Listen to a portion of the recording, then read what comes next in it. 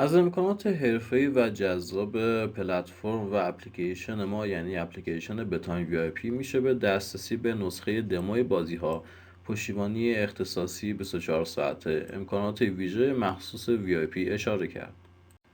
امنیت در اپلیکیشن ما بسیار بالاست و این یعنی همه اطلاعات کاربران مثل رمز عبور، داده‌های شخصی و تراکنش‌های مالی با سیستم رمزنگاری پیشرفته محافظت میشن.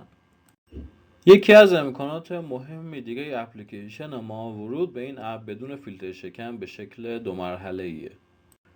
این اپلیکیشن چنین از سیستم ضد فیلتر و ضد تقلب استفاده میکنه. ضد فیلتر کمک میکنه که برنامه همیشه بدون قطعی کار کنه و شما راحت متصل بشین. همچنین ضد تقلب هم جلوی فعالیت‌های غیر مجاز رو میگیره.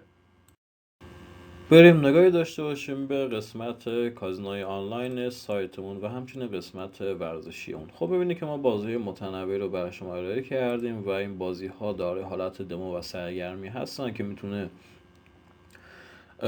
ارتقای مهارت شما رو به همراه داشته باشه. بریم نگاهی داشته باشیم به بخش ورزشی که میبینین آپشن های بسیار زیادی برای شما ارائه شده. خب صفحه لود میشه.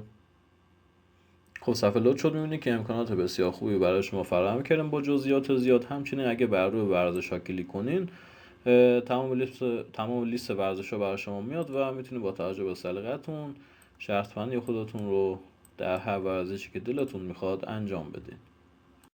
برای ثبت نام در اپلیکیشن ما تنها کافیه بر روی این گزینه کلیک کنین تا صفحه مربوطه برای شما باز بشه. در این صفحه شما توسط فرم اصلی، توسط اکانت تلگرام و توسط اکانت گوگل میتونید ثبت نام خودتون رو انجام بدین.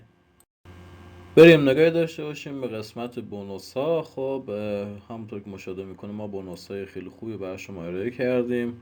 بونوس ثبت نام، بونوس شارژ با تتر و ترون، بونوس کارت به کارت، بونوس درگاه بانکی.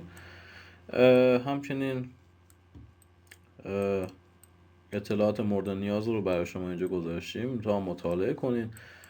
پس در نهایت شما با سالن بونوس ها و وارزی هاتون میتونین سود خودتون رو چندین برابر کنین.